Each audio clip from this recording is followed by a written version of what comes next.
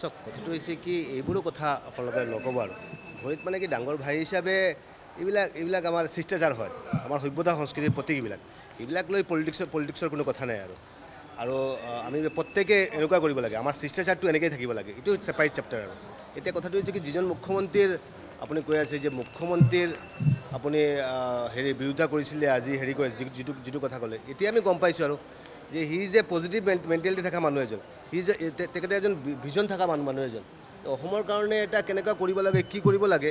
বিগত মই 3 বছৰত আমি দেখা পালোঁ যে আজি জাগিৰোড এটা হিষ্টৰিকেল এটা ষ্টেপ এটা লৈছে আৰু ৰাস্তা ঘাট আদি কৰি মানে 3 বছৰে যিটো ডেভেলপমেণ্ট হৈছে এইটো আমি অস্বীকাৰ কৰিব নোৱাৰি এতিয়া স্পেচিফিকেলি আমি আপোনাক প্ৰত্যেকটা ডিপাৰ্টমেণ্ট ৱাইজ ক'বলৈ অকণমান টান পাইছোঁ এতিয়া এছেম্বলিও আছে মোৰ কিন্তু ডেভেলপমেণ্টৰ ক্ষেত্ৰত এইজন মুখ্যমন্ত্ৰীয়ে যেনেকৈ এটা আমূল পৰিৱৰ্তন কৰিলে এইটো আমি অস্বীকাৰ কৰিব নোৱাৰি যেনেকৈ ডেভেলপমেণ্টৰ লগত থাকিব লাগিব আৰু অসমখন যদি আগবাঢ়ি যায় তেনেহ'লে আপোনালোকৰ কাৰণে ভাল আমাৰ কাৰণে ভাল প্ৰত্যেকৰ কাৰণে ভাল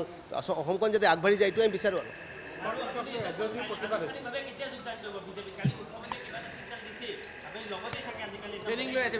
চাওক কথাটো হৈছে কি কেতিয়া যোগদান কৰি মই কৈছোঁ আৰু সময় আমাৰ টাইম এইবিলাক থাকে আৰু পঞ্জিকা এইবিলাক থাকে আৰু গোটেই বস্তু চাই মেলি নিশ্চয় কথা বাৰ্তা পাতি কেনে ডিউ টাইমত আপোনালোকক জনাই দিম বাৰু চব কথাটো হৈছে কি পাছ ফেইল এইবিলাক পিছৰ কথা আৰু পাছ ফেইলৰ কথা আৰু ট্ৰেইনিং কি হৈ আছে কি হোৱা নাই মুখ্যমন্ত্ৰী ডাঙৰীয়াই কৈছে আৰু এতিয়া পাছ ফেইলৰ কথা এইটোতো আৰু পাছ ফেইল নাহে আৰু এইটো ট্ৰেইনিঙত পাছ ফেইল নাই পৰীক্ষাতে আহে আৰু আপোনালোকে জানে যে আজি যে পৰীক্ষা দিব লগা যায় হয় যদি তেনেহ'লে ট্ৰেইনিঙৰ কথা আহে আৰু এতিয়া আপোনাৰ ট্ৰেইনিঙত পাছ ফেইলৰ কথা নাই কিন্তু মই ভাবোঁ জীৱনৰ প্ৰত্যেকটা দিনেই এটা শিকিবলৈ আমি এটা চান্স পাওঁ এনেকুৱা নহয় যে আজি শিকিছোঁ কালি শিকিব নালাগে আৰু প্ৰত্যেকটা দিন শিকিব লাগে আৰু যদি প্ৰত্যেকটা দিন যদি আমি শিকি থাকোঁ যদি তেনেহ'লে মই ভাবোঁ আগন্তুক দিন এটা সুদীৰ প্ৰচাৰী এটা পৰিৱেশ এটা হ'ব আৰু স্মাৰ্ট মিটাৰৰ কথাটো হৈছে কি যোৱাদিন মুখ্যমন্ত্ৰী ডাঙৰীয়াই ক'লে অকণমান মই বিধানসভাত এটা আনিছোঁ 0 আৱাৰ্ছত এটা কুৱেশ্যন এটা আনিছোঁ এইটো লৈ ডিছকাছ কৰিব লাগে মই আমি বিধানসভাত বিধায়ক কৈছোঁ যেনেকৈ আমি ৰাইজৰ প্ৰতিনিধিত্ব কৰি থাকোঁ মানে চিৰিয়াছলি যদি দেখা যায় যদি সময়ে দেখা যায় যদি আমাৰ সঁচা কথাখিনিও বিধানসভাত ক'ব লাগিব এতিয়া কথাটো হৈছে কি 85% মানুহৰ কাৰণে আমি 15% মানুহৰ কাৰণে 85% ভুক্তভোগী হ'ব নোৱাৰে সেইটো কাৰণে এই কথাখিনি ডিছকাছ হ'ব লাগে সমস্যাটো আছে কিন্তু সমস্যা আছে মুখ্যমন্ত্ৰী ডাঙৰীয়াই কি ক'লে যদি কাৰো সমস্যা আছে তেনেহ'লে মেনুৱেল মিটাৰটো লগাই দিব লাগে আৰু ক্লিয়াৰ হৈ গ'ল যদি স্মাৰ্ট মিটাৰৰ কোনো প্ৰব্লেম হয় মেনুৱেল মিটাৰটো লগাই দিব লাগে সেইটো কাৰণে গভৰ্ণমেণ্টতো তাতে কৰা নাই যে নাই আমাৰ কিবা এটা বিল এখন পাছ কৰি দিলোঁ কিবা আমাৰ ব্যক্তিগত কিবা এজেণ্ডা আছে কোনো ব্যক্তিগত এজেণ্ডা নাই এই বিশেষকৈ মই ভাবোঁ যে APTCL it is not a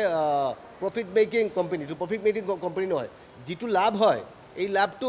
মানুহৰ মাজত দি দিয়ে আৰু এই কোম্পানীয়ে মানুহৰ মাজত দি দিয়ে মানে কি এতিয়া দেখা গ'ল আৰু যে 5% চুৰ কৰিলে বা এভাৰেজ বিল ল'লে আপোনাৰ 6% মানুহৰ এই 6% বা 7% মানুহৰ কাৰণে 85% মানুহ ভুক্তভোগী হয় আমি বিচাৰোঁ যে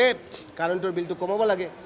যোৱাদিন মুখ্যমন্ত্ৰী ডাঙৰীয়াই কৈছে আৰু আমি বিচাৰোঁ যে বিল যিখিনি যে খেলিমেলি আছে সেইখিনি শেষ হ'ব লাগে কিন্তু কথাটো হৈছে এই কথাখিনিত পজিটিভ ৱেতে কথাখিনি পাতিব লাগিব আজি যদি এই কথাখিনি আমি কিবা আন্দোলনৰ নামে যদি আন্দোলন কৰি থাকোঁ যদি আৰু কথাখিনি যদি আমি বিধানসভাত নকওঁ তেনেহ'লে নহ'ব নহয় মই বিধানসভাত 0 আৱাৰ্ছত কুৱেশ্যন আনিছোঁ আৰু আগন্তুক দিনত মই ভাবোঁ যে এই কথাখিনি আনি কেনে এটা ভালকৈ এটা ডিছকাশ্যন কৰি কেনে কি আছে দুধ কা দুধ পানী কা পানী হওক আৰু কাৰণ কথাটো হৈছে কি মই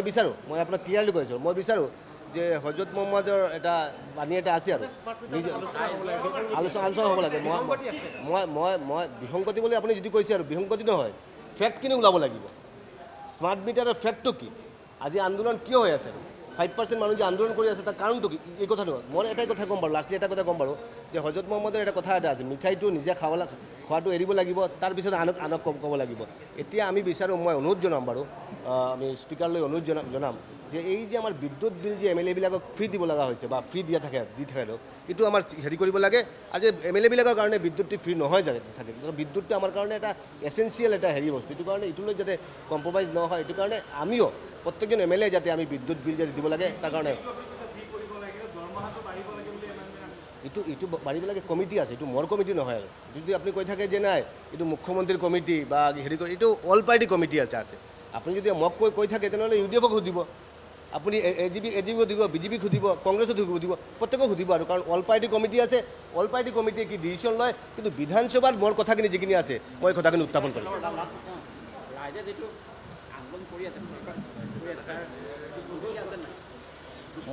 মই এইটো নকওঁ যে যুক্তি নাই বুলি নকওঁ, আৰু কিয় যুক্তি নাই বুলি কয়, যুক্তি আছে। আন্দোলন যদি কিবা কৰি থাকে যদি তেনেহ'লে যুক্তি আছে। আমি বিধায়ক হয়, আমি ৰাইজৰ প্ৰতিনিধি হয়,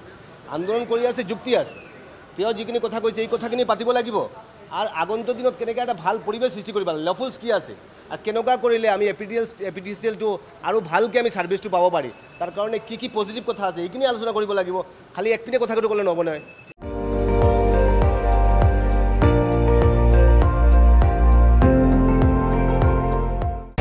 আপুনি চাই আছে ND24,